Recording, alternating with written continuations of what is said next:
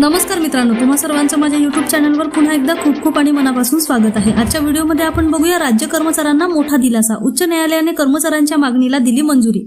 व्हिडिओला सुरुवात करण्याअगोदर तुम्हाला एक विनंती, चॅनलवर पहिल्यांदाच भेट देत असाल तर चॅनलला सबस्क्राइब करा आणि व्हिडिओला एक लाईक करायला विसरू नका। चला तर मग सुरू करूया आजच्या व्हिडिओला। राज्य कर्मचाऱ्यांच्या मागणीला अखेर उच्च न्यायालयाने मंजुरी दिली आहे, यामुळे कर्मचाऱ्यांना मोठा दिलासा मिळणार आहे। सविस्तर निकाल पुढील प्रमाणे पाहूयात।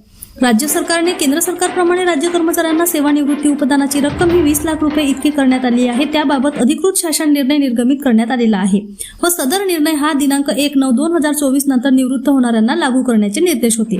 सदर शासन निर्णयास नागपूर उच्च न्यायालयामध्ये आव्हान करण्यात आला होता। त्यामध्ये दिनांक 1/1/2016 ते 31/8/2025 दरम्यान सेवानिवृत्त होणाऱ्यांना देखील सदर निवृत्त उपदान लागू करण्याची मागणी करण्यात आलेली होती, कारण सदर सेवानिवृत्ती उपदानाची रक्कम ही वेतन आयोगाची अधोमत लागू न करता पूर्वलक्षी प्रभावाने म्हणजेच 7वा वेतन लागू झाल्यापासून लागू करण्याची मागणी करण्यात आलेली होती। यावर नागपूर उच्च न्यायालयाने दिनांक 12/12/2025 रोजी निकाल देत सदर कर्मचाऱ्यांच्या मागणीस मंजुरी देण्यात आली आहे।